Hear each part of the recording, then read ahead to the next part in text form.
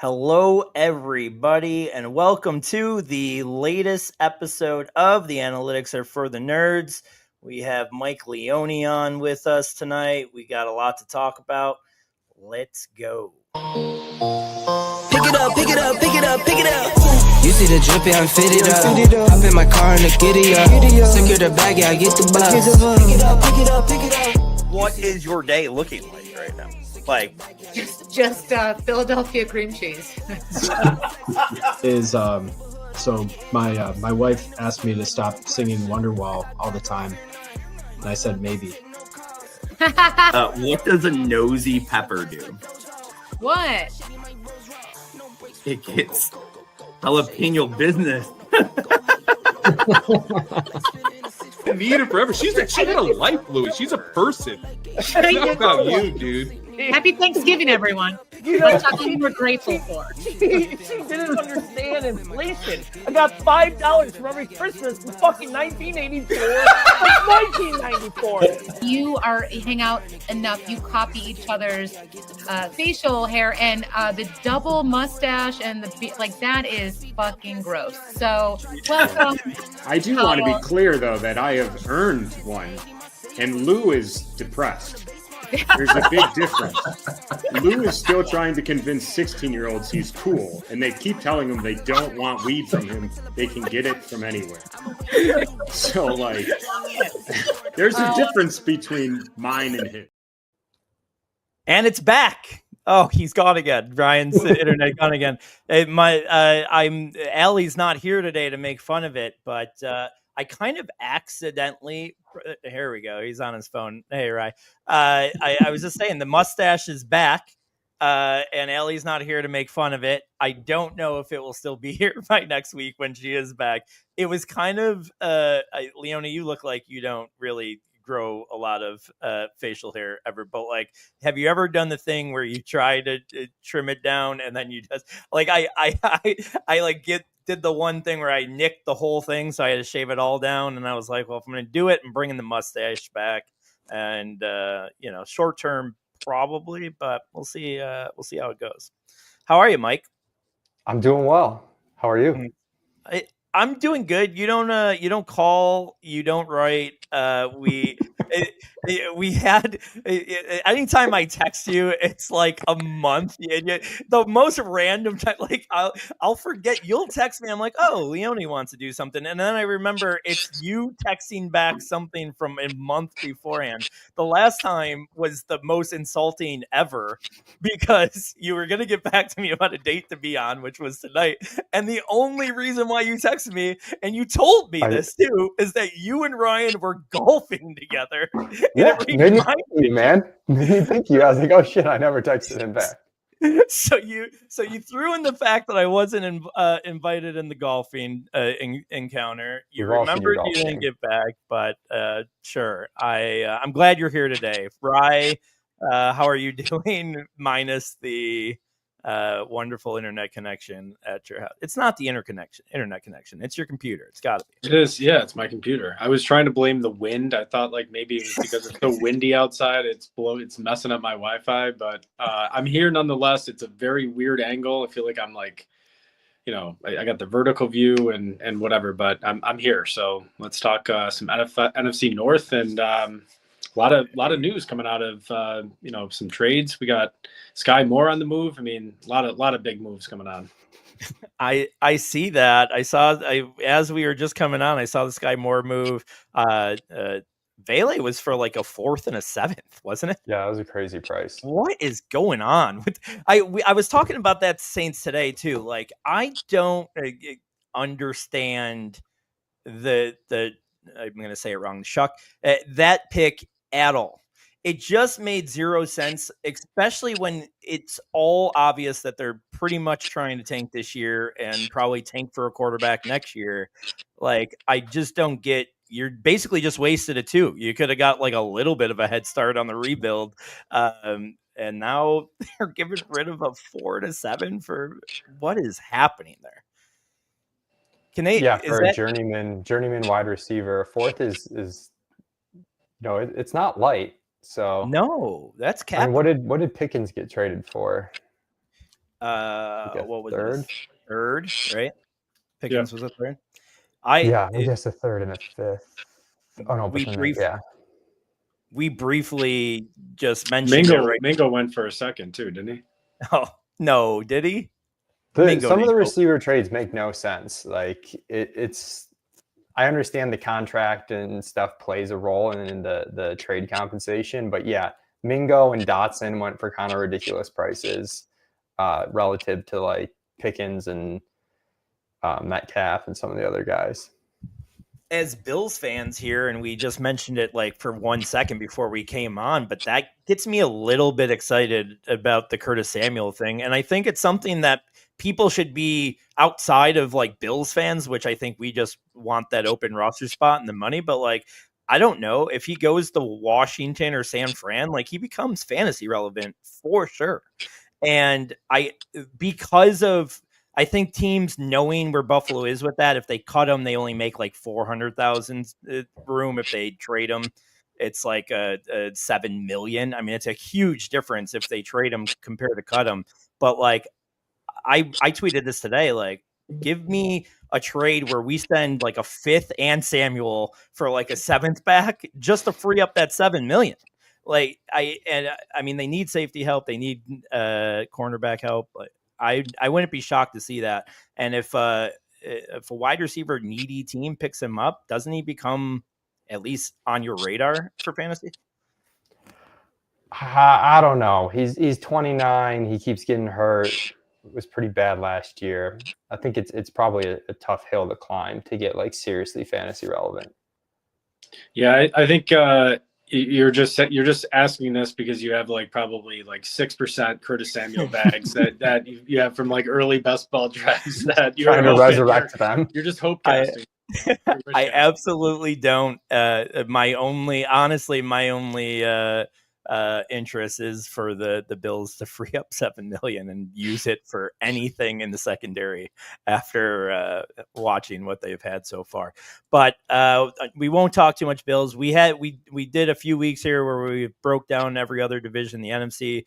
Next week, Bri, we might have to do a full every division in the AFC, seeing that we've fallen behind here over the last couple of weeks with some issues. But we'll do the NFC North here today with you guys. I got some questions here, kind of like per team, and then we'll do what we've been doing and do redraft and dynasty sleepers and busts.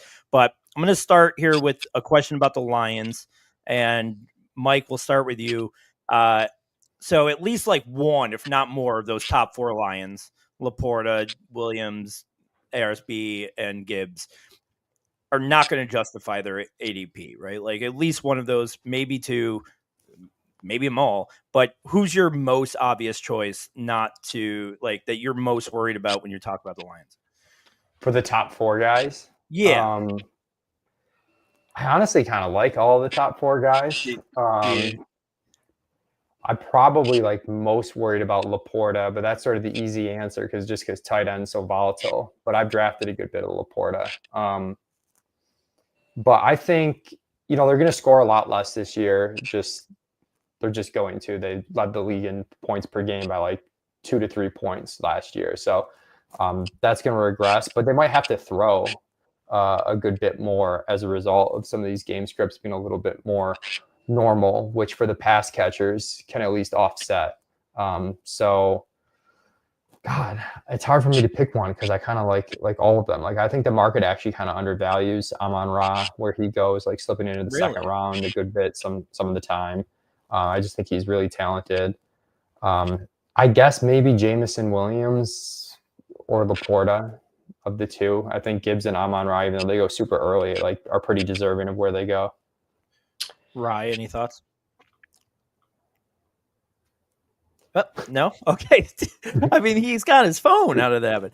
I think like Jameson has so much buzz from last year and so much hype I guess that'd be my final answer is it's probably him, just because I think Laporta's slow start last year kind of has him undervalued going into this year. I kind of agree with you on Laporta. It's it's all interesting. The only thing that I think it might have been your colleague that even started this thought process. Silva saying like this is maybe the best first round, ever. I mean, the first round is loaded, and in that sense, like no picks feel icky. But I did want to make some form of stand, so I've been fading two guys, CeeDee Lamb and St. Brown, just as my, kind of just taking a stand. And it's more so about my love about Jameson Williams and, even Tisla to a much smaller extent, and Laporta having, getting back to that. And to your point, they're going to score less points. I heard you make this point on a podcast recently. Like their game scripts are probably going to change a little bit. So where does that? It's got to affect somebody there. I just can't see all four of those guys in the top whatever amount of picks all standing true to it. But I love stacking. I mean, stacking as many of them as I can. Those are those always feel like fun rosters. But it seems like one's going to be a miss. I think St. Brown's just the one that. But to your point too, he's slipping a little bit into that second round when he's at 110, 111. I liked clicking on Neighbors, even Achan there for a while, like guys like that. Now, I think you could be getting a little bit unique there if he's fallen into the early second, even sometimes even later. Yeah, and it's like anytime a team has 4 skill players going so early, if everybody stayed healthy on the team, like probably one person doesn't pay off ADP, but that like doesn't mean that there has to be a bad bet here, beforehand, if that makes sense. Like, you're trying to evaluate all the bets individually, and the upside. Like if the other guys get hurt, they all have some contingent value. So I still like them at cost. Poor Ryan, he's having a tough time. I know. I try to get him in, and I don't know what's going on there, but he'll figure it out. He always does. We'll see. He says he's back, but yeah, he said he was back in the private chat. I just put him in. I can tell you are not back. Right? You're not back. You are not back. Well, we'll move on. Maybe we'll give him a chance to catch up on some of these things if he does get back in. But for the Vikings.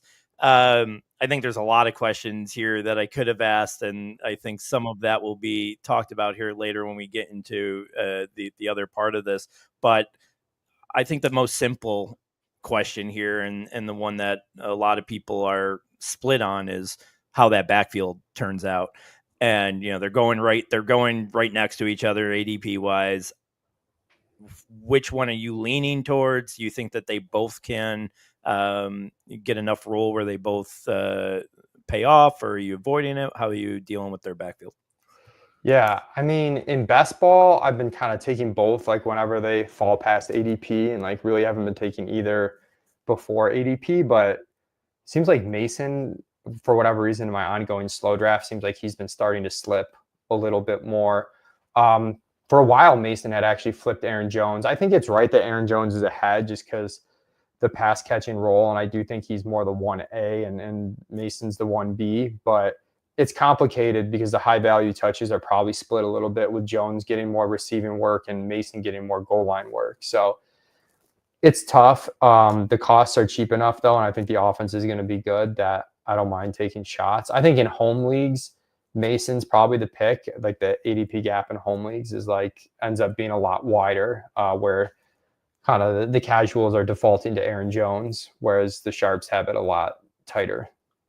That's a good point. Are you ever, and I guess we don't even need to just talk about this backfield. I find myself doing this a lot more just throughout the league with these split backfields. You ever taken them both on any builds, or doing it? I don't think I have Jones and Mason together, but I'm definitely not opposed to it in best ball. I wouldn't in redraft unless it was like a super cheap cost. In best ball, though, I do think there's some merit. If like you just think the offense is going to be really good, and you think that it's clearly two guys, and there's no third guy that's cutting in, I think there's definitely some merit where like they both have contingent value, but they could ping pong weeks. I did an article on this a few years ago that I want to refresh, but kind of these situations where backs had like clear roles, like this is the pass catching back, this is kind of the 2-down back. Did find that like pairing them together actually sort of like increased the advance rate of teams. But I'm very price conscious when I do that. So I've done it with Dallas, which is really cheap backfield, taking 2. I've done it with Jacksonville. I think it'd be fine to do with Minnesota. It's a little pricey though, where you're still got like some good other bets from other teams. Once you start getting in the 9th round, I don't mind 2 backs in the same backfield.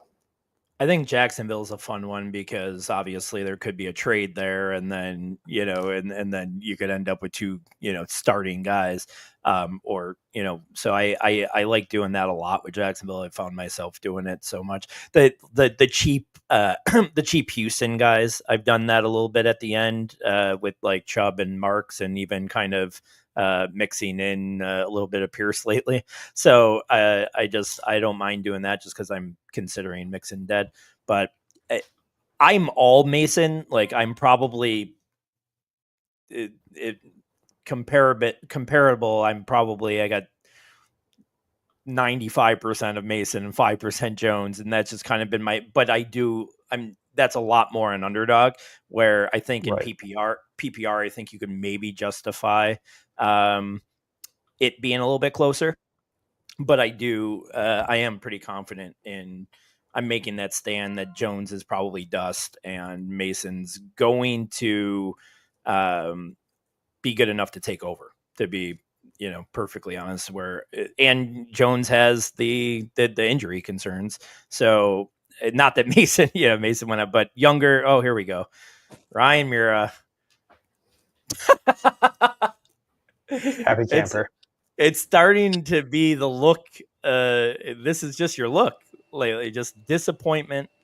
We're going to start a GoFundMe. Maybe we need to start a Patreon just to help get you a new laptop. I know you're only a lawyer, but we'll start something up, help you out.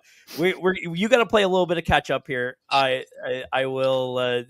We went 2 questions, so I'll let you catch up here. One for the Lions out of those top 4 guys: Jameson Williams, ARSB, Gibbs, and what else? Who did I miss? Laporta. Do you have pick one that you don't think is going to quite hit their ADP expectation? Yep. I think my initial impression would be to say Jameson Williams, because we haven't seen it yet. And we're kind of projecting him to take that step. The buzz has been great, but truly I'm kind of buying into that. I think it's legitimate buzz, and I do expect him to take a leap. So with that said, I think that naturally an increase to targets for Gibbs and Jameson Williams will lead to a downtick for Amon-Ra St. Brown. So I'll take St. Brown, even though I understand it might be a mistake to do that given his consistency for the first couple of years of his career. Second question was with respect, I think, to Minnesota's running back situation, how that's going to shake out. I've probably split the difference a little bit more lately and taking more Jones, but I had been pretty heavily on the Mason side because I was a believer in that. Wasn't it a Ricky report, right? That that there was going to be a goal line role for Mason. I think in a half PPR setting, you really may want Mason because of the longevity to hold up and the fact that he's going to get touchdowns. And if you can get 10 touchdowns, like in a Jamal Williams type role from Mason, I think you want to try and grab that. So they're both probably appropriately priced, but I'm going to bet on Mason to get there first. Maybe if you had internet, you wouldn't have answered those questions exactly the same way I did. Maybe you would have known. No, we definitely agreed. In a much more sophisticated way, you put it. Though, yeah, you did. I mean, there's no doubt about that. But we definitely agree on both of those. All right, next question. We'll go back to Leone here while hopefully Ryan's internet still stands up. This is an instance where I have so much of a guy that I'm going to try to will will some You're gonna good lead the Philly witness. Bears. I'm gonna will say for the Bears. Does Adunze take the next step, in your opinion, or does Burden hurt that? Is that offense just not as good as I think it might be? Is Adunze not as good as it might be? What's your thoughts, Mike? Is it a Dunze? It's a Dunze. Adunze. Sorry, I keep it's the Buffalo accent. I mean, have no talent in name pronunciation, so I am not the one to judge. I'm in on the Bears offense overall. Adunze might be the trickiest piece for me just because where he goes, there's like still a lot of like pretty fun upside wide receivers. Mm-hmm. So like cost adjusted, I'll have more Burden than Adunze. Just betting on the upside. It kind of depends what receiver room I have. Like if I've got 4 or 5 receivers early, it's easy for me to kind of go Luther Burden in that spot over say like Christian Kirk and just bet on like the second half upside. If I'm a little light on wide receiver early, I might go Christian Kirk, just knowing I might need some early production because not expecting Burden to be a factor right out of the gate. But a lot of the prospect analysts like JJ Zachariason has Burden, by far like the best of the second round receivers in the NFL draft. So I'm pretty excited for Burden long term. So I don't know if this makes you feel better or not. I don't know if you have a lot of Adunze. I'd say I'm like neutral. He's my number one owned player. I got Okay. 38% of him on Underdog. I'm overweight Chicago in general, but then Adunze is probably my lowest owned of the pass catchers. I have slowed down to your point that you just made, and I'm gonna give Ryan this take before I shoot it to him. But like because of guys like Ibuka and like that little tier now that I want more of, that I started off slow, and now there's that tier of like 6 or 7 wide receivers there. I even consider like Diggs pretty decent there. Pearsall's obviously gaining steam. So like that 4 or 5 wide receivers there in that little tier, I'm just trying to get a little bit more of them and slow down and maybe get down to 30% before we get started. But Rye, what are your thoughts on Adunze? Yeah, well, I don't know if I'm going to make you feel much better about your Dunze take, but I will say this to start. I like him just fine. I have a good share of him. I can't check right now because I don't want to blow up my internet. My phone. But you're not even moving. I'm not. Yeah, don't breathe. I can't do anything here. But I'm sure I take a good amount of him, especially on like the running back heavy teams that I'll start like heavy, 2 or 3 running backs. And then like right around pick 60 is where I'll like look at the receivers. So I'll start stacking him up. Usually I'll have gotten at least one before that as well. But I'm at 42% Luther Burden. So, I'm right with Leone on the cost adjusted price just does not make sense. He's also, spoiler alert for what we'll discuss later on a sleeper aspect. Like I think he's due for a big year right out of the gate. And I'm not like, I'm not. Don't worry, like, Leone, I'll let you go first. I saw that smile. Unlike Leone, I am not disciplined enough to take the smart approach of like, oh, it's Christian Kirk or Luther Burden. Like, yes, I definitely need early wide receiver points, but damn it, what if Luther Burden is just like the greatest thing ever? So that's why I end up with 42% of him. But who knows? It didn't look good for a while, the camp reports, but now he's starting to flash. He's doing like things that you hear about like run blocking, and I think that's really good for his prospects of like staying on the field a lot. And that might be his biggest barrier to early season production. So I'm thinking it's looking pretty good right now, but I think any of the pieces you just want to take some bets on the offense as a whole. I was gonna agree with you both, like, and I kind of do right now as we stand today. And then I just looked at my exposures and I was like, well, at least we could all agree we're fading DJ Moore, and I'm at 8.7 DJ Moore, and I'm at 8.7 of Luther Burden. I got more DJ Moore than Adunze. Do you? Yeah, and I'm heavy on the offense overall. Yeah, so am I. I'm buying in the offense and hoping. I think it's just more about who's around more than and early on when Adunze was kind of Doomsday, but it's kind of in his own little. Not these guys have crowded him here, Pearsall and Ibuka especially. That were I wanted to click on them a little bit more. But all right, well, you guys didn't make me feel great, but Not terrible. not terrible. You kind of gave me a little bit. I'll start with you this time, Ryan. List. We're going to do the Packers question this time. List the top 4 wide receivers and points for the Packers this year. So rank them how they're going to go 1 through 4. You can't include the tight ends. You're just talking receivers. Just wide receivers. Oh man. All right, it's going to be Golden number 1. I think I'm pretty confident in that at this point.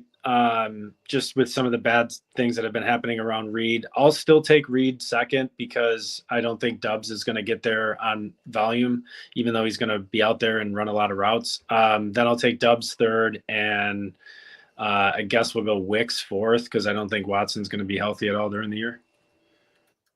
I think that's probably pretty right. Leone, any different? I have it the exact same way. It doesn't sound. I think Savion Williams is dealing with some stuff. I guess that'd be like a sleeper for like the 4th spot. But I'm with Ryan that I think this is Golden is the best bet here. I think Reed versus Dobbs is interesting on like median points, but the Reed upside is just like so much higher. Go ahead? Yeah, what's your thought process on that? I mean, I think Dobbs is going to be out there in 2 wide receiver sets, and he's going to run just a ton of routes. And I think he's better than people think he is. He's not like great, but he's like pretty solid, and he's still young, year 4 guy that I don't think he's as boring of a player as he's painted out to be, just because it's such a young wide receiver room that some of the other players are so, much more appealing from an upside perspective that it tends to result in Dobbs being painted as the boring vet guy when he's, like 25 and in his 4th year in the league and been fine and run a ton of routes. So I have a lot of Dobbs in best ball as he's my favorite. Like if you need a boring wide receiver in like the 150s, it's just like an auto click for me. I do think the Packers are going to almost assuredly throw a lot more than they did last year, and that's not totally priced in by the market. I like that. I like that thought process. I honestly, just because I don't like the profile of Golden, I would like to try to get cute and tell you guys that I might want to have him at least second, if not third. I don't love the player, but I mean his upside. Obviously, on that offense, I think you kind of have to, especially in best ball, have them ranked the way that you guys do. But I would not bet a lot on it. I would not bet a lot of money that Golden would be scoring the most points this year if I'm not super confident in the player.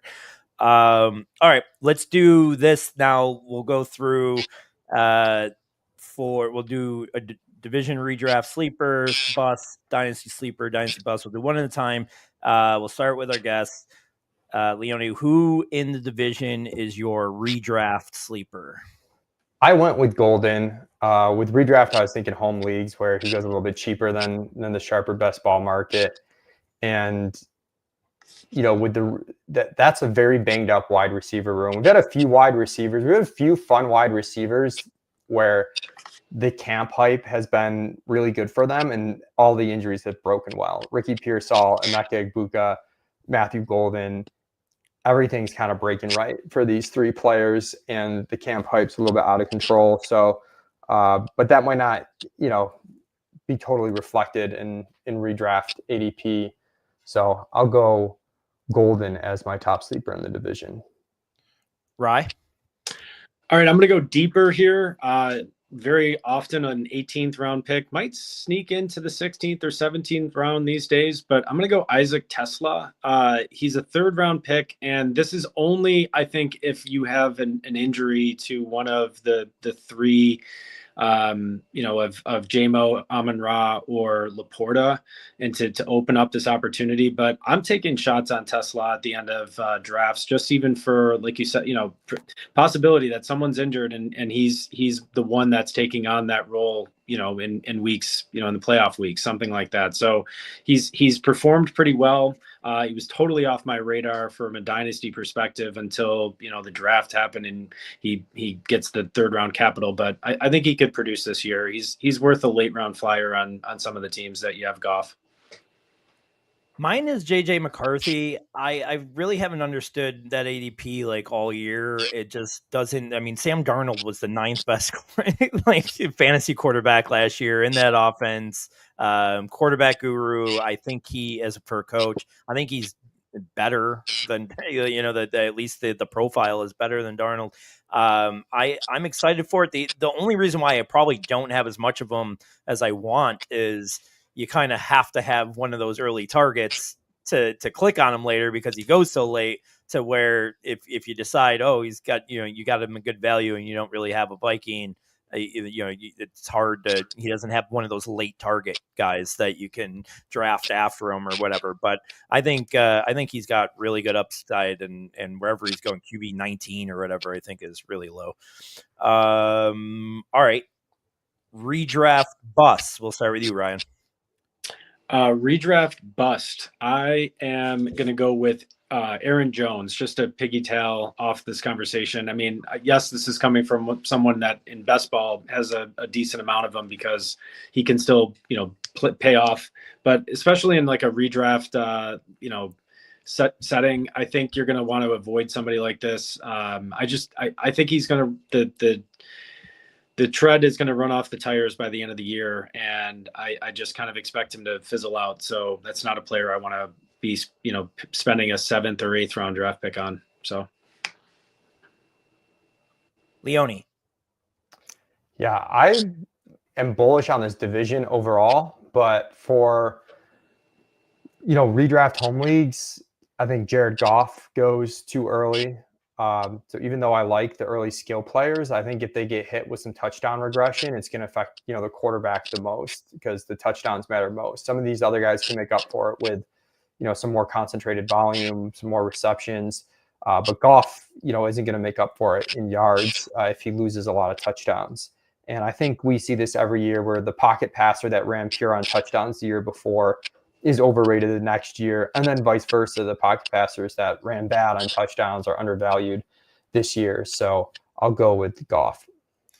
Great point. And then, I've already mentioned it, so I won't just spend too much time on it. Mine's St. Brown, and it's not, I'm not saying the guy's going to, be a bad fantasy player. I just think where he's going, I just like too many guys in that first 2 rounds. Again, I said it before, he's just the one I'm choosing to fade. And that's mostly one, to your conversation about it, that their overall regression and touchdown regression, scoring regression, and then liking guys like Tesla and Williams and everybody else. So that's mine. Division dynasty sleeper. I said I would start with you, Leone. So go ahead and take Ryan's pick.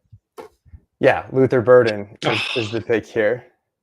I think as Louis runs away, he's sick of hearing about Luther Burden already. But as I said, analytically, he checks all the boxes as a prospect. I know, and I mentioned JJ Zacharyason's prospect stuff because that's like the guide I look to most in addition to our stuff at ETR. And his model that he's been running for a lot of times is pretty good. And he's got him actually ahead of Golden, just in his straight up objective model. So I think the price is good because he had the offseason injury and the hype died down. His best ball ADP dropped like 30 spots. And, now's maybe even a week or 2 into the season might be the time to buy, because I don't expect him to contribute like absolutely immediately out of the gate. And if people are worried about that, would be the perfect time to buy. Right. So, do you want to pick anything different? Yeah, I guess I will. I mean, I could choose to be upset about Leone taking my sleeper, or I could do the wise thing and be happy that I have a 42% bag of Luther Burden, and he's confirming my priors by sharing all this hype. I'll take his teammate. I'll take. I think Colston Loveland has been undervalued in dynasty and in redraft. Listen, we Louis and I had this conversation actually just following the draft because Louis was kind of down on him in the situation. I said, I think it's perfect. I mean, you have Ben Johnson coming in. He's obviously going to design plays for him. I mean, you looked at what the first two drives against the Bills look like. I get it's preseason, but like they're going to feature the tight ends in this offense. Yes, both of them, even a little bit Kmet. But yeah, I'm excited for Loveland. I think he's got a really bright future. He's 10th overall pick, and the guy's got a plan for him, I'm sure. Mine's going to be, and you've mentioned him already as your redraft. Tesla's mine, and even now as we're sitting here, and you guys had two way better ones, and as we've talked this out a little bit, I don't even know if I love that so much because of the youth that is already on, at the skill positions for the Lions. Like nothing probably breaks there anytime soon, right? Like St. Brown got his contract, so he's there. Laporta and Williams are young, and if anything changes, it's the quarterback position that might get worse. So maybe I don't love that as much as I thought so, but I do really, for what his worth was, especially a couple months ago, and maybe even still now, I think he's got enough upside to grab him if you could. And then Dynasty bust. Ryan, I'll start with you. Dynasty bust. I'm going to go with DJ Moore here. And this is more so because I expect that within a year or two, we could be looking at him as someone like kind of like a Brandon Ayuk, where you have this, he's better than Brandon Ayuk, I should say that. But he has this flash, and then he kind of just disappears or fizzles out towards the end of his career. I wonder if he's not long to be in Chicago. He had some discipline issues last year, and I kind of expect that he could fall off. So just from a dynasty perspective, I think if you can sell right now at pretty close to full value or top value, you could try to flip them for somebody. Could you do DJ Moore plus for McConkey, or DJ Moore plus for London, and try to tier up at a younger position, maybe with a win now team? I think those are both pretty big pluses, but sure. Yeah, well, that's a Mira trade offer, so we both know here in this room. Leone, dynasty bust. I'll go a player that I actually have a lot of in best ball this year, but I think for dynasty, there's a ton of risk with David Montgomery. Mentioned the touchdown regression for Detroit, the chance for Gibbs to take over, and once Montgomery goes south, there's no recouping that value for an older running back. The value can drop like a cliff. So even though I think probably has one more pretty good fantasy season in him, the risk is really, outweighs the reward in dynasty. Well, I will not change my answer. I will just agree with you. I did have Montgomery as well. And the reason why I won't change it, and I will give you the credit, is I legitimately wrote a note next to mine crediting your thoughts, because again, I know I've mentioned it twice, but your thoughts on whatever I hear the podcast about, the regression and the game scripts changing because there'll be more competitive games, throwing more. They got Tesla now that we think these top three guys are going to go. Gibbs is in his prime, and new offensive coordinator, maybe wanting to do things a little bit different. Like, I don't think he's going to, just want to run. I don't think anybody just wants to run the same offense the guy did before, no matter how successful it was. So I think we'll see a little bit of changes. And if anything, I think that is, we're trying to pick somebody that's going to regress in that offense. I think he's pretty obvious. So I will just agree with you there. All right. That was cool. Now to our favorite game and Mike Leone's favorite game, fantasy football categories. I said before the podcast while we were chatting that I did not realize this. I did not do this on purpose to punish you, but I watched back the last episode you were with us, and we made you do this. And in that episode, I referenced how you texted me that day about how much prep work I was giving you. So I apologize that I was like, oh, Leone will love fantasy football categories. I forgot you hated it the first time, but here we are again, and we're gonna spin the wheel names. So we got 6 names today. I could do this. All right. We got 6 names. We're going to do Josh Palmer, Elvin Kamara, JCM, Daniel Jones, Jatavion Sanders, and Calvin Ridley. And then our categories are going to be celebrities, 90s TV shows, slang words, type of music, things you shouldn't touch, and presidents. Let's start with. Too many prompts for me to. I was just like, I'm not doing this homework. That's fine. You don't have to do that homework. Overloaded. We appreciate off the cusp anyways on this podcast. So, and you got it. You got the off the cusp ability. I know. But we'll start with Ryan. He gets off the cuff. This is off the cusp. This off the cusp. You explain off the cusp to me. It's also a Dunze. Oh wait, Yeah. am I saying I would it right say now? it's a bit that Louis does to purposely mess up these words, but no, it's No, it's always great. They had me. What was the one day you guys had me reading? Just trying to read a certain language or whatever. That was a lot of fun. All right. Well, let's start with you, Ryan. We're gonna spin for your player, which is Alvin Kamara. And we'll remove him. And then your category will be celebrities. Which celebrity is Alvin Kamara? All right. So, if we're trying to think about this in the lens of like a dynasty or, redraft lens. Fourth wall here. What's that?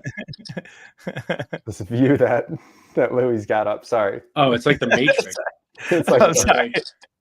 looking at ourselves. Sorry. So Kamara is like, I guess for him, to me, it's like someone that like you're worried that is going to like fall off a cliff at any point. Like has been really, really good, but like is running really hot. I don't know. Is it like, it's Charlie. He's Charlie Sheen, right? He had a really good run on 2.5 Men and, his other good stuff, but like, you're worried that he's going to, fall off. And so I guess he's Charlie Sheen. That's really bad. I feel like Kamara would be really upset if I was like, yeah, the celebrity that you most resemble is Charlie Sheen. If it makes you feel any better, mine was Hulk Hogan because he's dead. So I think Charlie Sheen is more of a compliment. All right, Leone, you ready? We are gonna go. I'm not ready, but let's do it. You're not ready. Do you want me to go first? No, I'm okay. I'm just kidding. All right, Calvin Ridley. Okay. And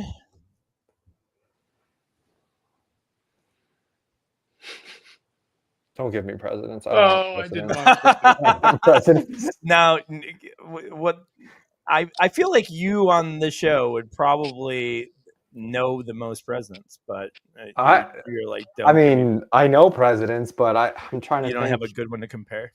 I like a good comp. No, the only good president comp for this exercise would have been Daniel Jones is definitely James Buchanan because that guy fucking sucked. And so does Daniel Jones. Is there who's a president that like skipped a term and then came back? That's not a recent president. That's Cleveland, isn't it? Grover Cleveland, right? He's the only other one. Grover Cleveland and Trump are the only two. Cleveland's the only other one. Yep. Well, we'll go Grover Cleveland. Okay. We had the suspension for Ridley. We had some injuries. He's coming back strong for a second term now with DeAndre Hopkins gone. He's going to be the alpha target earner. Same price as last year, even though quarterback situation's probably improved. Target competition's less. Also, little known fact, Grover Cleveland was also a gambler. So That's I actually picked Oh, I actually picked Truman because Truman was a big poker player. That was the only that was my only comp. It had nothing to do with anything of the comp because Grover Cleveland supposedly I wasn't around, but Grover Cleveland notoriously sucked as a president. They said, and I know that that's not how you feel about Ridley, right? No, you're we're more going for the second term thing and the gambling thing. I totally planned that. I definitely knew that Grover Cleveland gambled. That was good. All right. I'm up. I will. Oh, I just don't want Jatavian Sanders. And here he is. Oh, wait. There we go. Josh Palmer. Just missed him. All right. Josh Palmer. And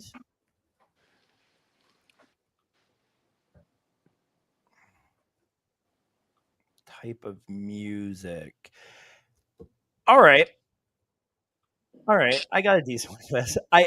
I went to a bar that I was way too old to go to recently here in Buffalo. I'll even go play lo-fi. It's this it's like this little small club. It's like a hipster thing. They're all like 22-year-olds, and they were all like they're all dressed like hipsters. And they were dancing to disco, and like disco is making a comeback for Gen Z, I guess. And I think Palmer is going to have a really good season. He's my most targeted bill as far as at cost.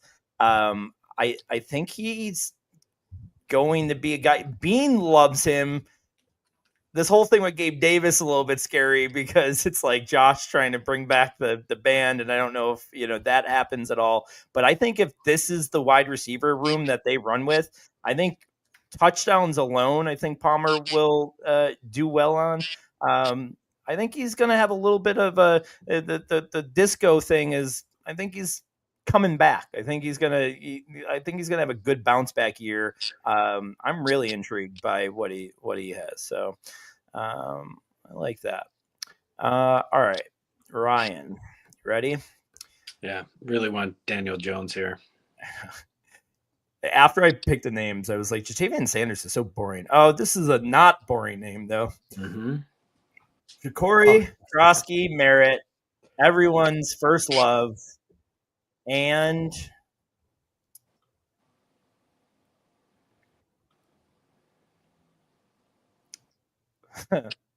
'90s television show for JCM. What are you thinking? All right.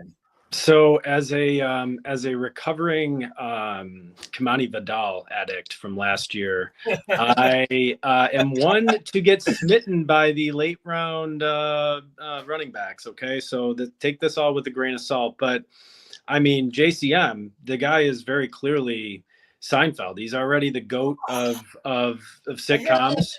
So we got a match. We got a match on that. Nice. Yeah, it's so good. I mean, come on, the guy is going to be great, right? The clearing the way for B-Rob's not even joining the team anymore. They took his locker down, and he's going to be traded or cut. So, I mean, look, the opportunity is there. I don't believe in Chris Rodriguez. I mean, come on, the guy is had how many chances? Like, somebody's going to take that job, and yes, there's going to still be a passing down role, but I kind of like JCM, and even if he's jumping up into the early 100s, like, right after that news broke and we were talking about it, I think we said somewhere around like the Charbonnet range, which is about where he's going, I think, on most drafts. So that seems right to me. And I'm still clicking him even there or earlier if I feel like just taking a risk. I moved him behind Tracy. So as RB32, I moved him, and I feel like I'm getting him in almost every draft at that. I'm probably a little bit too high on him there, but I feel like I've every chance that I've had, I'm clicking on him in like the 9th, 10th round, and I'm obviously getting a lot of him at that route. My Seinfeld comparison was a little bit different just because they started off slow, then got great, and then ended disappointingly, which, I still think probably happens here. I would be real. People are sending out JCM for twos in Dynasty. That's whatever. I'll give him a little bit of shout out. Austin Martin, who's a great Dynasty player. I play a lot with on FFPC. He's done that across multiple leagues for me. I'm not biting at that. I'm not biting at a second, but I do think at least in the short term he could have like a Damian Pierce slash who is the dude from Jacksonville? Oh man, James Robinson. I think he could have that kind of 1 year real good stint. I don't know, if he's going to have longevity. I don't want to take the bet on him, but all right, cool. Let's see here, Leone. Just don't give him Sanders. Just let him take Daniel Jones. You can't give the guy Sanders. He's getting to Jatavian Sanders or something, or what's that? Is Jatavian Sanders a bit here? No, it's not a bit. It's just he's. I feel like he's boring. I like him a lot, to be honest, because I like the offense a lot. But all right, Jatavian Sanders and a slang word.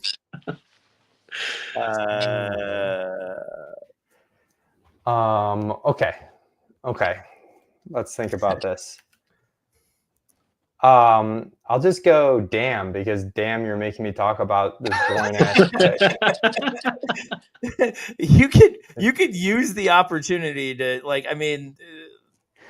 does it any interest you lately? I don't feel a particular way one way or the other about Jatavian Sanders. He's a tight end. He's gonna run routes. He's youngish, but I don't see like a real wide range of outcomes there, one way or the other. I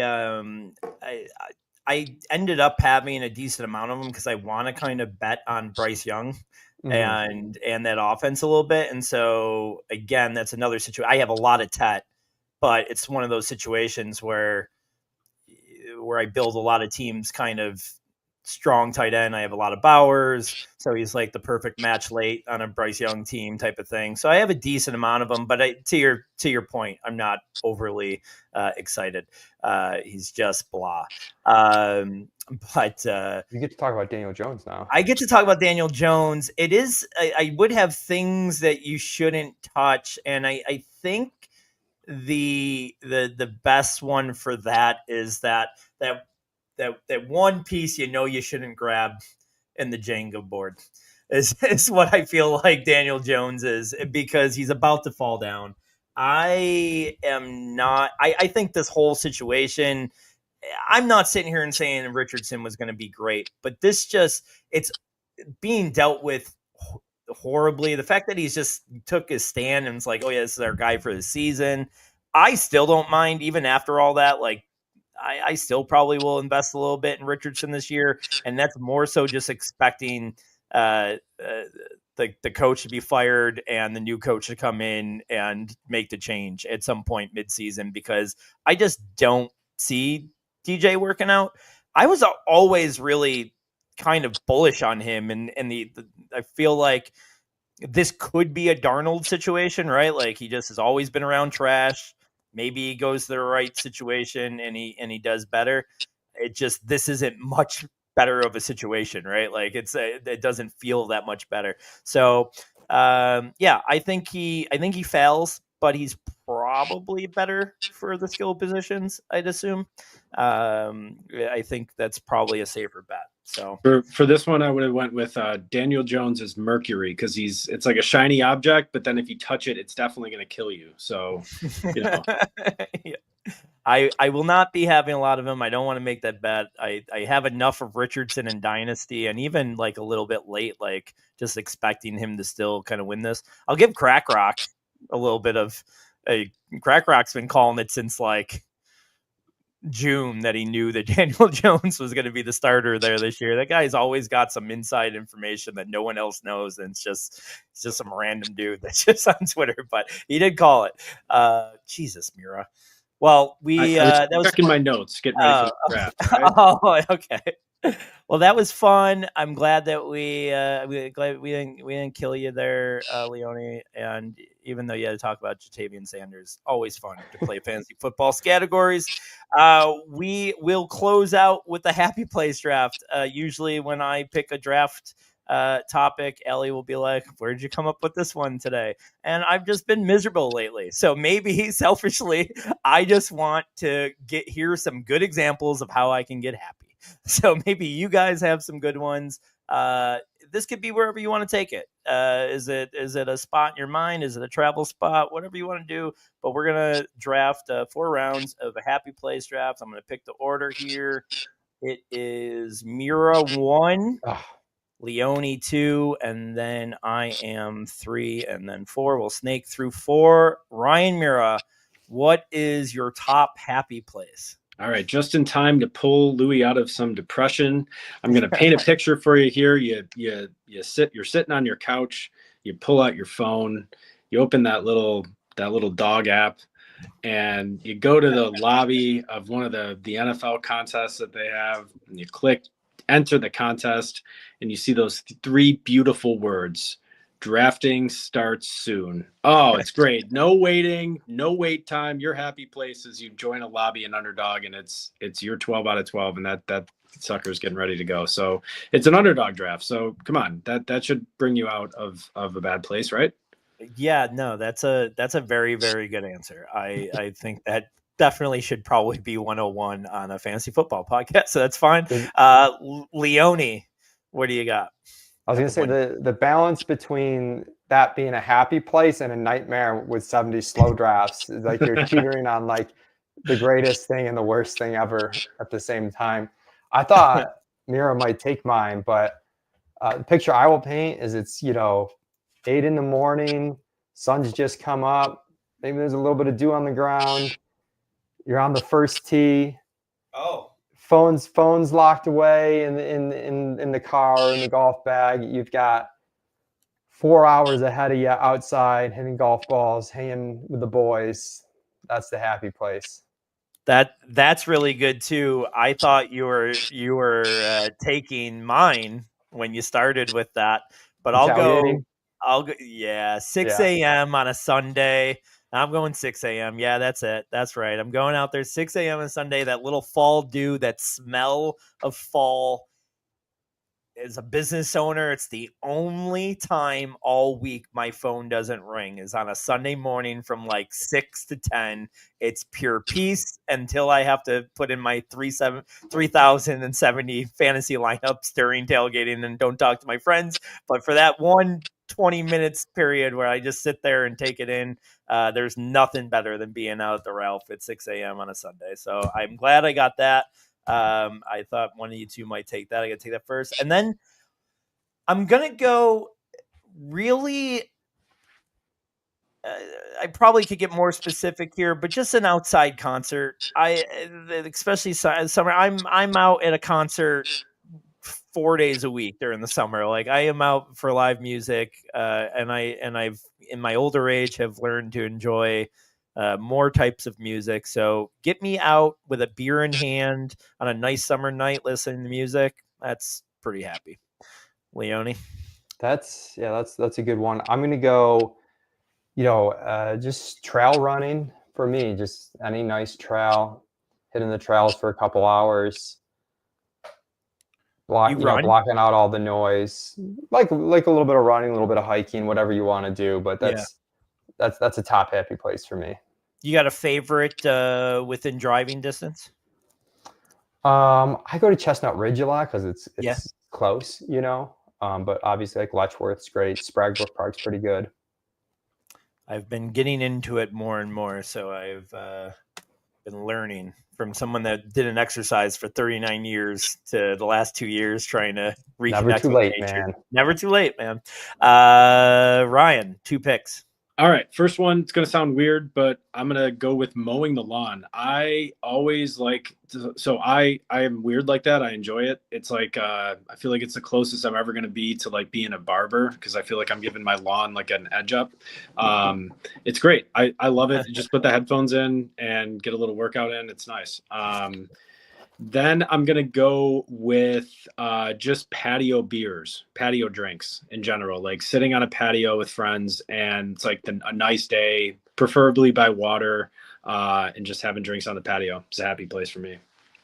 That's really good. Yep. I feel like the concert outdoors, that one, like the day drinking with friends, just kind of just enjoying. Those are good vibes. Yep. It's not my Back with pick, though. back to you. I'm gonna go sentimental, but just playing football catch with my son Micah. That's great. It's a pretty good, happy place. He's so into sports now too that it's like he knows more college football players than I do. It's hysterical. So that's a ton of fun. That's really cool. And you're gonna make us feel like bad parents, seeing that you're the first one to mention spending time with your kid. Well, But he slipped to the third round. So I just want everyone to know that I take my daughter to all these concerts. I promise, and she's really cool. I do not take her tailgating, but Yeah, I take her to patio beers, so it's all good. yeah. And this is this next one.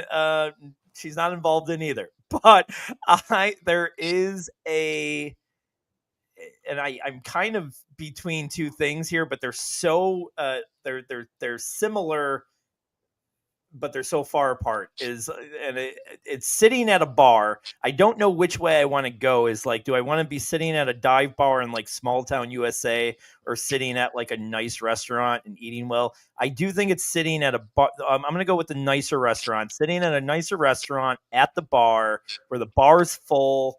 I have people around me that I can talk to by myself, so I don't feel like I have the responsibility of keeping anybody company, but also available to talk to everybody that probably doesn't want to talk to me. But those are my most fun nights, are just going, meeting random people, talking. Sometimes I'll sit in the same bar seat for 3-4 hours and enjoy the rotation of the seats next to me.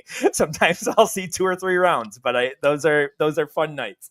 And then, this is going to maybe surprise you, and this could maybe be a little bit with the kid too, although it's sparked well before that. Even as an adult, I'm not a weirdo. I'm not like a Disney adult, but there is something about walking into Disney World that's nostalgic and just makes you feel like a kid. And I think even the last time I went 2 years ago when my daughter was 1, obviously she didn't enjoy it, but I was like, this place is pretty fucking awesome. It's expensive, it's dumb, but there is something magical about it. So I'll give, the happiest place on earth. I don't know if it's there, but it's in the top 12. It's in the top 12. Go ahead, Mike. all right, I'll give my final pick, and then if it was a nostalgia happy place draft, I'll give you a couple that would be nostalgic for me. But what I could have now, going to the movies, sitting back in the recliner chair, watching the previews, having a good snack and a good movie that I want to see for the next couple of hours. I like to do that. Common theme in all these, like, it's kind of nice to just disconnect and be somewhere where you're just like locked in on the present moment. If I was doing, what's that, Louis?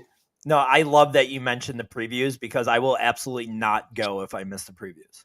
Like, I like that. I know some people time it to like not see the previews because they are like very long now, but I like the previews. That is part of the experience for me. Like, I need to make sure I'm in the previews. I love that you mentioned that. But go ahead. Hard agree.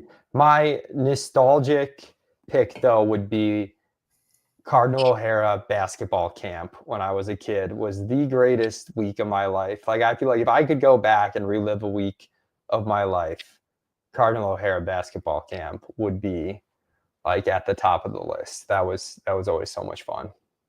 That's cool. That's cool. Rye, last pick of the happy place draft. Yeah, last pick of the happy pick draft, and I have 1% battery, so I'm going to try to get it out before my phone dies. I'm out of here for good. I think I'm going to just go with Red Zone, just watching Red Zone all day. I mean, there's really nothing better on TV than just like a day full of football, hopping around. I mean, just getting the scores on your phone. It's the greatest. It's so much fun. Uninterrupted Red Zone is on my list. You got it's so great. I know you have 1%, so we'll say goodbye to you guys. Rye, if you do reconnect at any point, I'm gonna probably stay on stream here and rip at least one draft. So if you feel like hopping back in, but Mike, thank you so much for joining us, and Yeah, thanks for having me, Ryan. guys. As always, Ryan, I'll say goodbye to you now. If you feel like jumping back in, I'm gonna probably jump in a draft. Anybody wants to jump in, we'll do that. All right, Mike, have a good night. And Ryan's dead. Thanks. Ryan and I will text you from the golf course next time we're out golfing. Can't wait. Talk to you soon. Good luck this season. All right. Well, this is the first time I'm doing anything solo, so bear with me. But if you want to get in, I'm going to probably just announce here on Twitter. Or is it Twitter? Is it X now? That I'm going to do a draft, and then if you guys want to jump in, we'll start with a BBM. I might even do a big eliminator when we're done. See if we gain any followers here, if people are listening or joining in. But we'll start with a BBM. Go from there. Always love having Mike on. That was a lot of fun. I like that he comes in and jumping in. I can't do two things at once if you haven't figured that out as a listener already.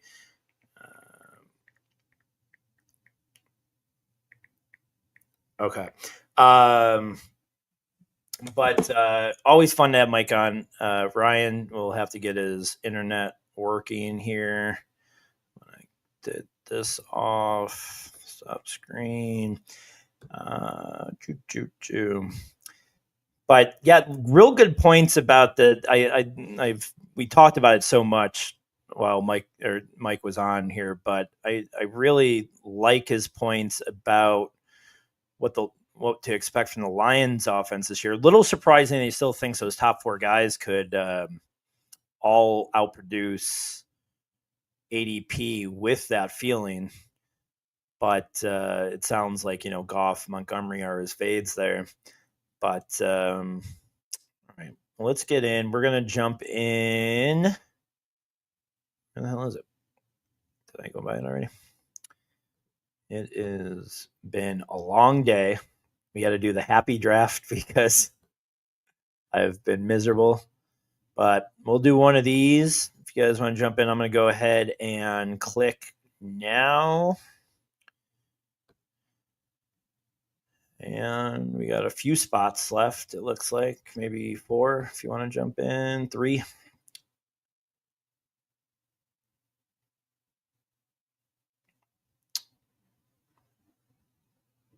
I've kind of switched my mind on where I want to be in these things. Mike Show. The 1-5. I wonder if he was watching and jumped in. How are you, Mike? If you are, don't know any other names, but Mike at the 1-5.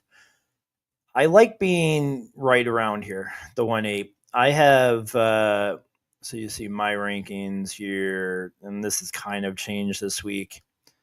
My top 4 just, I can't, I'm surprised with Barkley and Jefferson's fall a little bit. I have been intertwining, as you heard earlier. I am kind of deciding to fade. I mean, obviously, CD, I have him ranked here at 8, so I'm just not going to get him very often. And then I have St. Brown way down, mostly just because I don't want to auto him, and I haven't had him. But those are the 2 guys that are in that 1-2 turn that I don't click on a bunch. Chase Robinson, like everything like normal. And then there's been this little pushback on Barkley and Jefferson, which I haven't fully understood. There's CD at 1-3, which I'm totally okay with. If I had to guess, I'm going to guess Mike's pick. It's going to be quick. It's going to be Gibbs or Jefferson at the 1-5 would be my guess. Oh, maybe McCaffrey. So, 3 of the names that are available. Let's see. I'm going to say he goes Gibbs here. McCaffrey. Mike's always throw me for a loop. Him and I did a main. Maybe I should pull that up. Did a main on Saturday that went. I don't have too many drafts with Mike Shope that I don't love when we walk out. We work really good together drafting main events. We've done really well over the last couple of years. Have always done great, but we really, I think Saturday, a beautiful from the 1-3, a Bowers Kittle start, an FFPC. If you know anything about me and my drafting, you never have to talk me into a purple start. I know it hasn't had much success, but I really like this team. We got McConkey, which made that start a little bit easier to make that decision. Or feel better about that decision because we got McConkey at 3-3. See if I could. I'm going to wait until after this pick and I'll try to pull that up real quick. But, see. Wait, that's not it. Is it? No.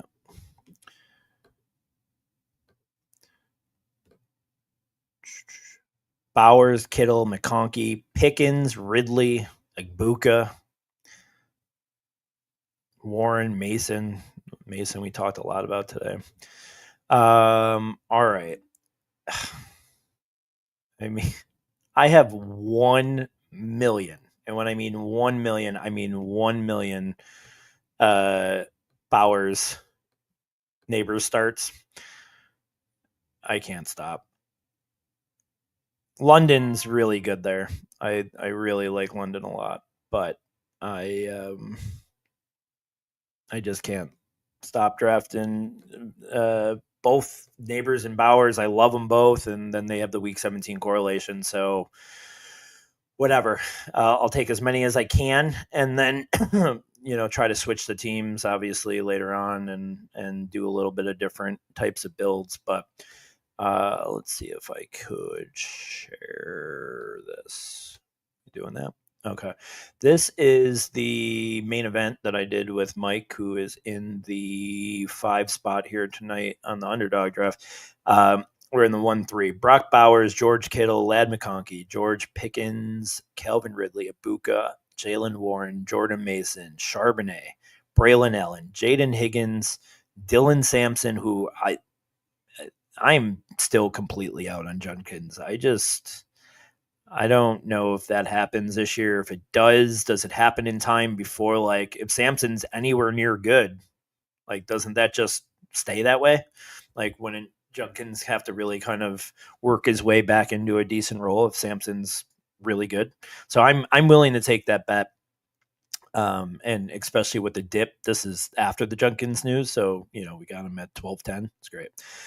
May's one of, I know, both of our favorites to draft. We really did not get anything to pair him with, but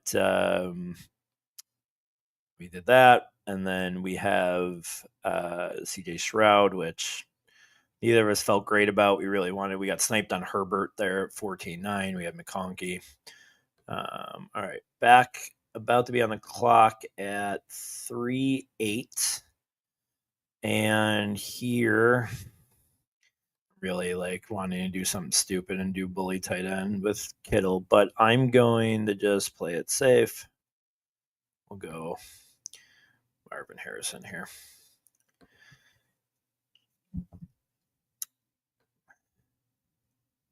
Been doing a lot lately where I'm just going 8 rounds with wide receivers and maybe some power onesies at quarterback and tight end. I've started here already. And then I kind of just love the running backs in the mid rounds and getting 6 or 7 of them, even in some builds. If you do, I feel like my best builds have been 2-7-7-2.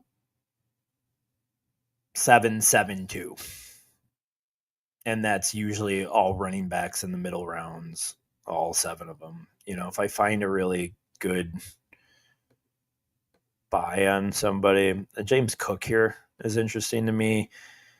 I think Adams has dipped too much on the Stafford news. We love Pickens.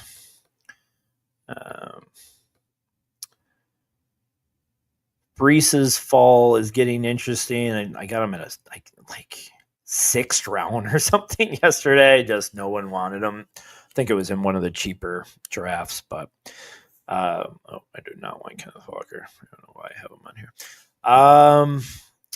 I don't know. Too good of a deal here on Adams. I'm going to go ahead and do this.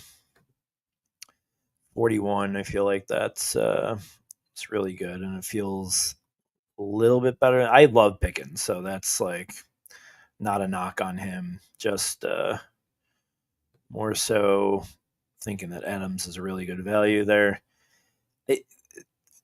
Why I haven't knocked Puka or Adams too much is just the sense of like, don't the Rams feel like a team that if something really does happen with Stafford,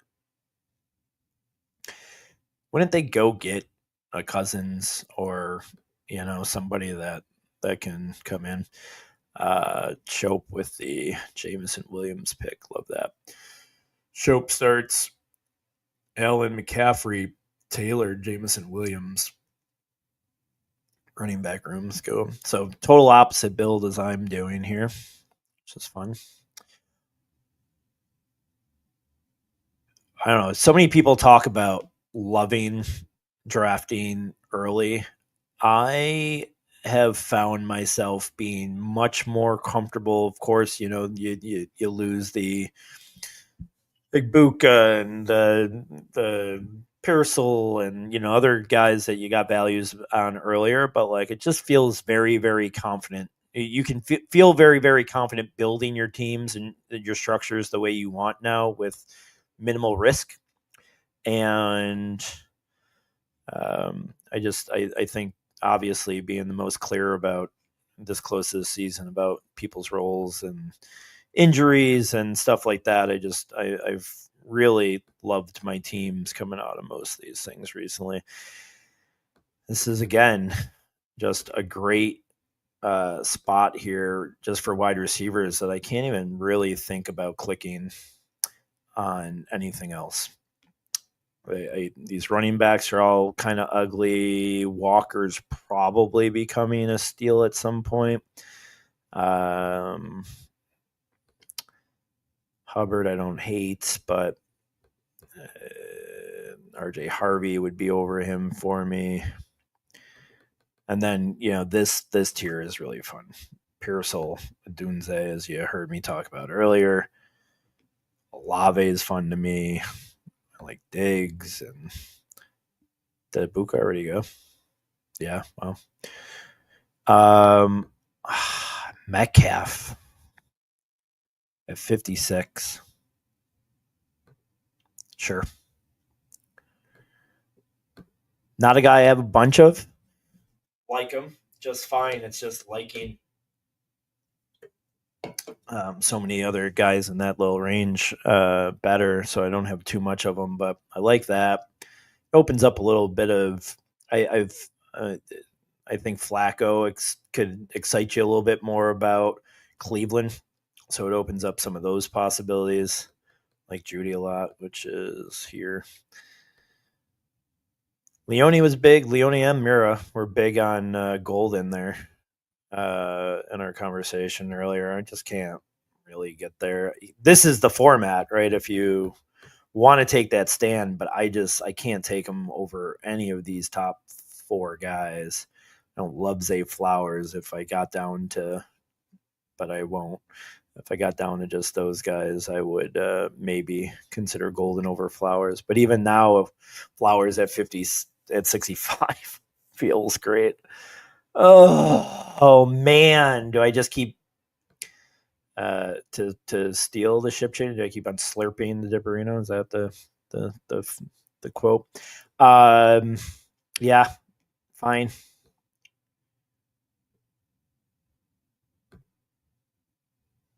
Fine.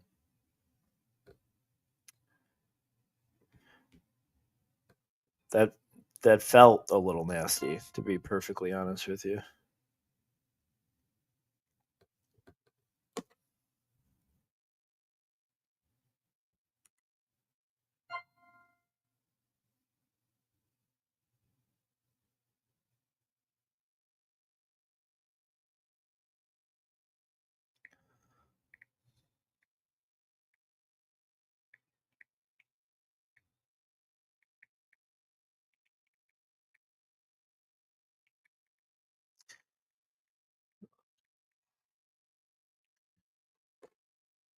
Sorry, I needed to take a break. If you're a regular listener, got a really good update on a flavor of the week segment from a few weeks ago, but I had to wait for Allie to be back to tell it. That's what I was responding to. Well,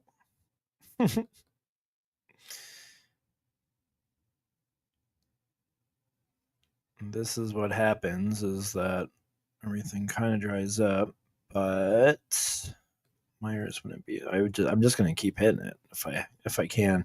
My first running back is Mason. Jaden Reed wouldn't be bad. He just goes. No. Reed wouldn't be bad with Flowers. Addison, even at this point with that many wide receivers, is just a free. Like, wasn't bad. That's fun. Warren, Tracy. I just love these guys at this value. And then if you were listening earlier, I have this guy right behind Tracy. Would not take him here probably. Mike gets Laporta, so he'll be lining up Goff later. All right, I'm on the clock. Jordan Addison at 80 feels good. I'm going to go running back.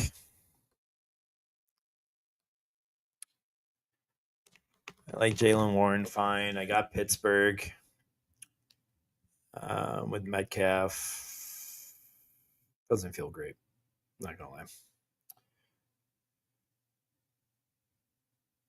But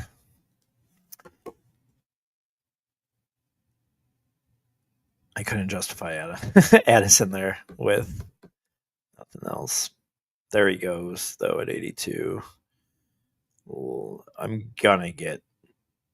I shouldn't say that in case any of you are listening, but you see my cue, so whatever. But might get JCM here, if not Tracy. Tracy would be a really nice fall. I even as much as I love JCM, I would find it really hard to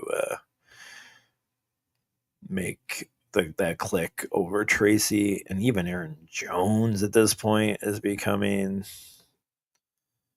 There he goes. Thank the Lord. I just love like a guy like Aaron Jones goes when it's just like becoming a value, and I feel like I would have to take him.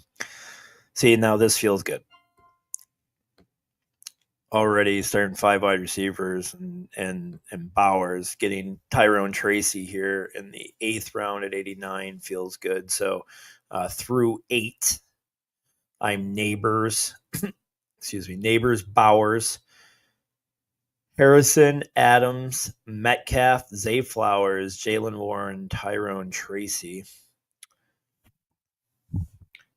Might go Shakir. Pairing him with Allen. I love his team. Dude, Devontae Smith with the Buffalo, week 17. Just, as always, a great drafter. Mike Show.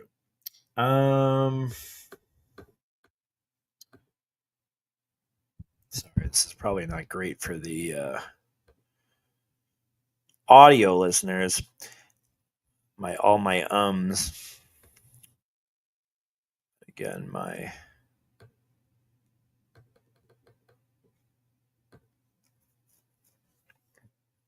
double tasking is not great. The JCM hype. There he goes. 97, 91. Like I said earlier on the show, I don't know if it's totally justified in a long-term sense in Dynasty, like we usually focus on the show, but and you could probably even get like, a lot of people are trying to say Eckler's the value here in this situation. Obviously, him way later. Again, don't love him in this format at the half PPR, but where he's going and what's happening, I'm sure he's fine. Loveland for Shope with Laporta. Love this pick here to stay here, right? Could go Mooney as my Rams back, but God, it's a lot of guys I like. But at the wrong position, I'm going to take ETN here. We talked about this earlier. Jacksonville is a backfield that I don't mind taking two pieces from. I don't think I've taken all three in any, but like, I don't know if I'm totally against the idea. I think one of them probably ends up somewhere else. So, not saying that I would never. Just probably doesn't work in any builds, but it's almost definitive in this type of build that I will probably take a second one, whether it be Bixby or two and later. But I will definitely be targeting them.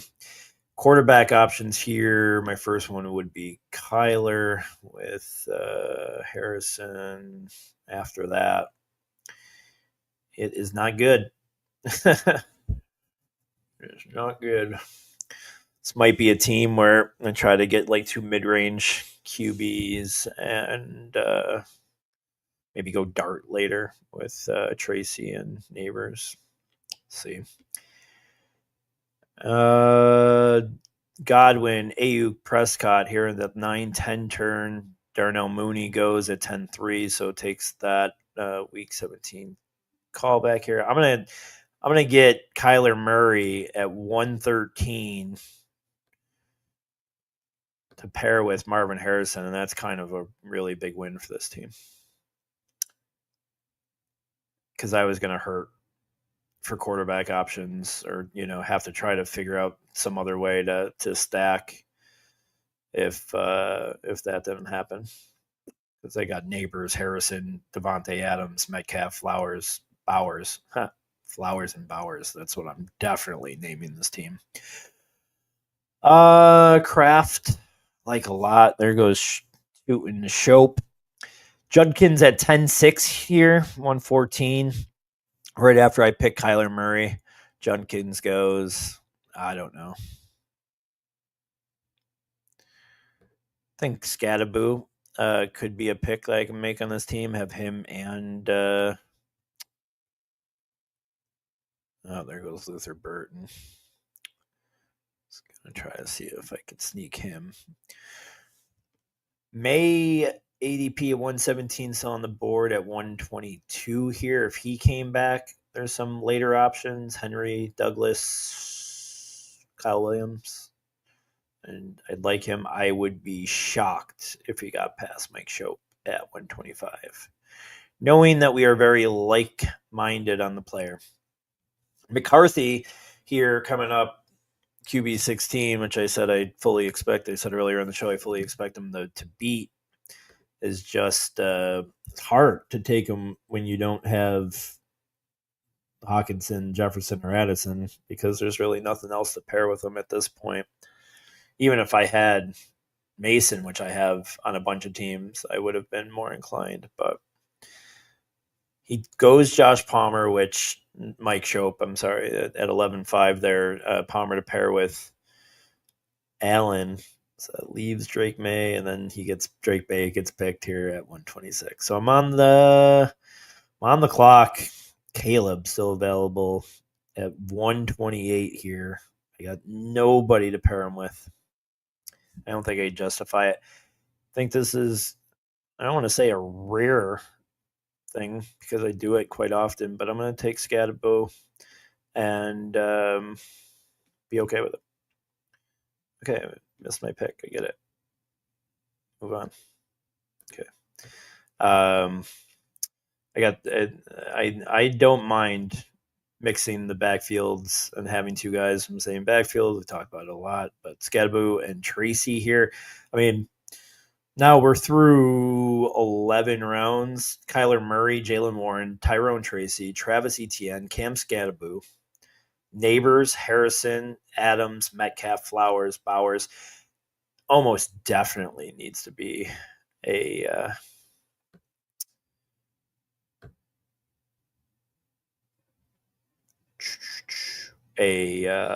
dart team later. Might take Love if he fell to me here. Two teams with 3 quarterbacks in front of me. Love I can pair with maybe only Dubs at this point. I don't even know if Dubs is still available, is he? He's got to be.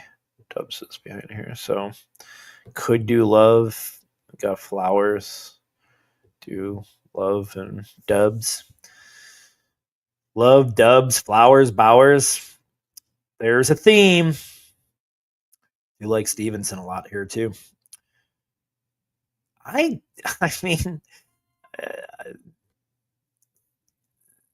Mike and I did a big dog where we took Stevenson like at 3-2 or something, really early third recently, or not Stevenson, sorry, Travion Henderson, and not Travion Henderson.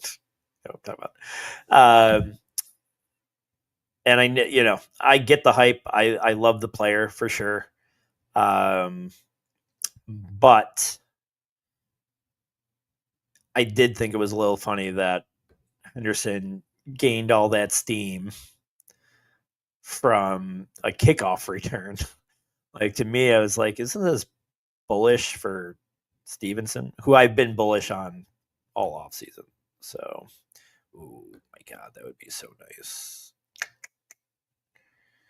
So nice. I'm looking at a few in my queue right now that I like a lot. These are Tillman. Tillman's a guy I'm putting in my queue. It was tough to not assume that Joe Flacco was the guy no matter what already, but I guess the confirmation has steamed the Cleveland guys up a little bit, but I don't know. I mean, Stefanski's still Stefanski. There's not much competition at the wide receiver position. You would think that Sanders is going to get a chance. You would think that they're going to be bad, so the game script should help their skill position players. I don't know. Like it. Mike is going to pick. Can't really pick Goddard here. Who can he pick? Bryce Young. So perfect.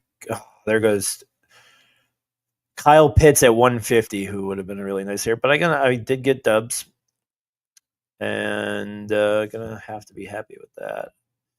Leone talked about him just being like that boring, safe click here in the 150s, and here we are, 152, taking them on a team with Love, which is my only Green Bay guy.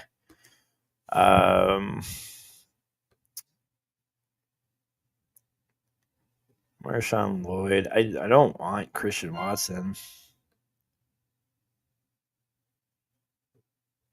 Tavian Wicks is going free, but I don't think Watson gets in any games this year. I just got a notification about something with Andy Reid. What happened? Andy Reid was unharmed when a bullet penetrated the glass of his office while he was working in 2024. This is just coming out now.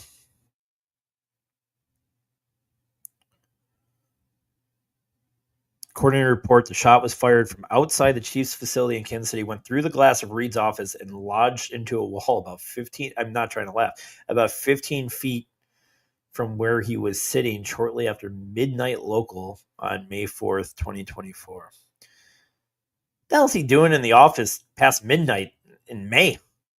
That's why the Chiefs are winning all the Super Bowls. That is some dedication. Algier keeps on dropping, and that just is, a nothing but, Eckler. Fuck. It's a lot of fun clicks here. I'm going Dylan Sampson. I mean, at 161, 14th round. Come on, man. What's going on here?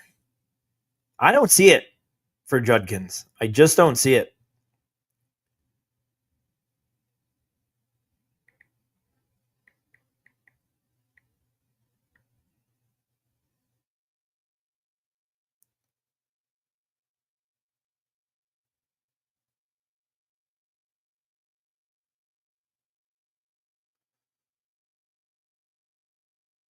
Some are saying it's just him trying to make sure that he gets that guaranteed money like everybody else does, but I don't know. If I'm the Browns, I'm not giving up any guaranteed money.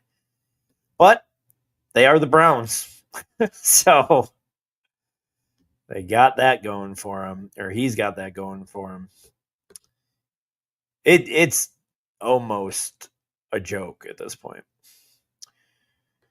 We are through 14 now, so 15, 4 rounds left. I got Kyler Murray, Jordan Love at quarterback, Jalen Warren, Tyrone Tracy, Travis Etienne, Cam Scattegories, Dylan Sampson. Probably want to add one more to that room. Wide receiver, Neighbors, Harrison, Adams, Metcalf, Flowers, Dubs, Bowers.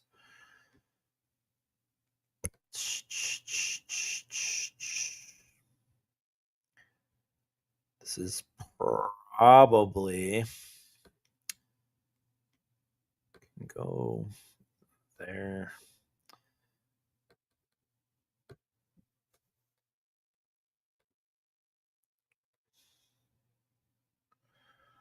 This wouldn't even be a bad spot just to take Stafford with Adams and just make that bet, but I got so much New York, I think I'm gonna.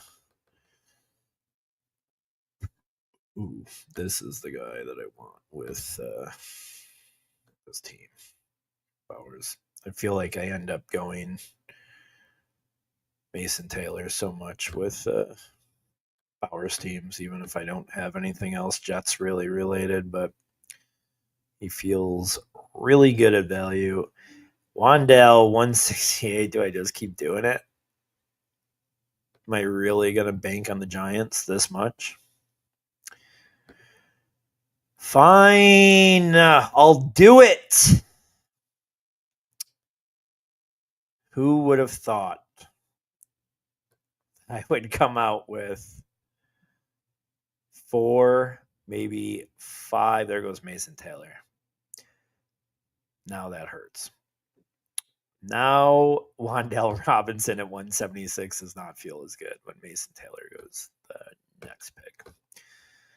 3 more picks. I'm going to need a quarterback, a tight end, and then BPA. If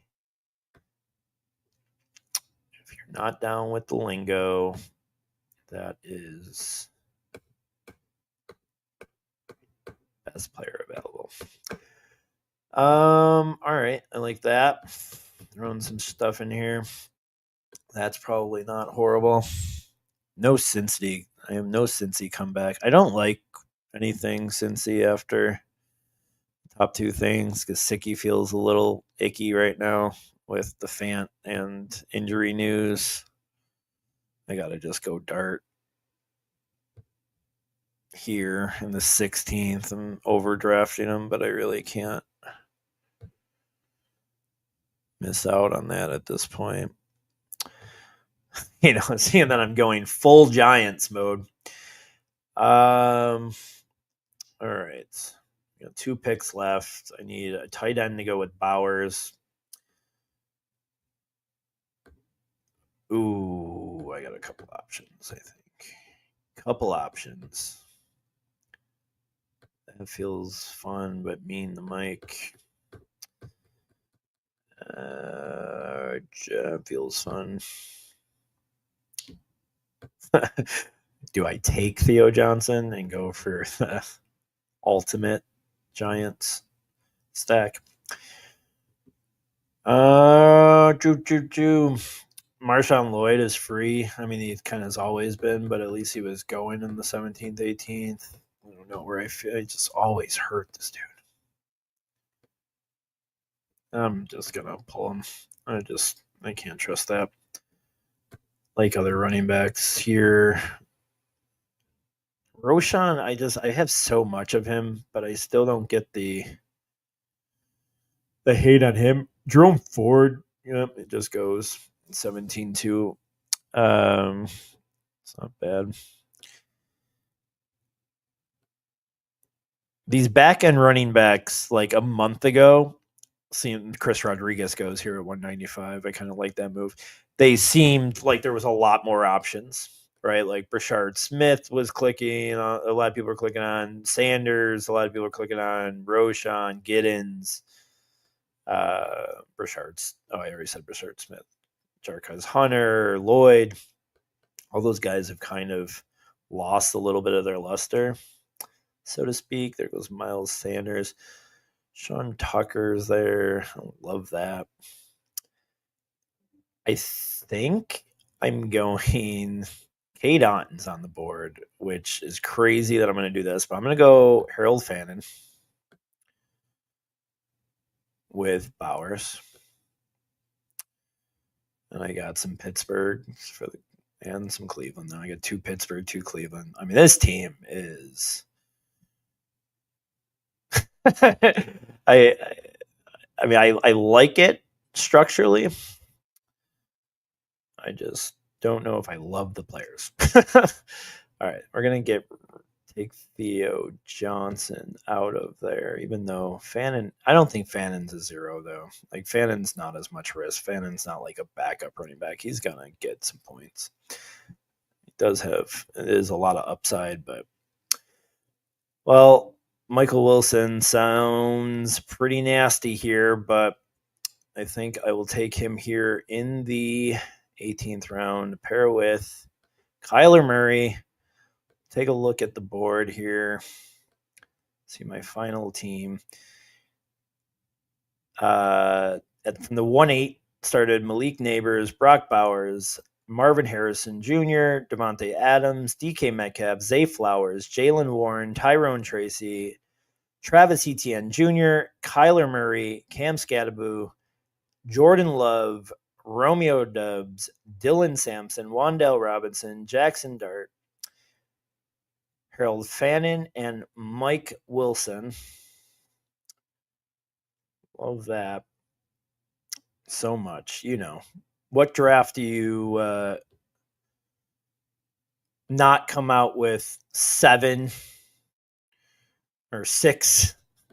And I have 6? No, 5 Giants. Only 5. No big deal. And then 2 Pittsburgh and 2 Cleveland. Yes, sexy. That is sexy. But on that, I was thinking about drafting the big eliminator. I'm not going to. It's 10:15. It's past my bedtime. Everybody left me. But thank you for tuning in. Next week, Allie will be back. We'll have back to be our regular format. It will be, second to last show, right? Second to last show before the season starts. And we'll do a lot of AFC previews next week, like how we've done the NFC. We'll probably just blow right through the whole AFC. And who else? Allie's going to be back from London, so I'm sure she'll have some great stories to tell. We'll have something fun to draft, and maybe tune in. I'm going to be doing a lot, almost all as much as I can. I'm going to be doing a lot of live streaming of drafts here over the next couple of weeks. So whether Mira joins me or not, I'm going to try to get into a couple more FFPCs, a couple more underdog big eliminators probably, and then I still got some work to do to max out BBM. So look out for that, and we'll see you next week. Thanks for joining.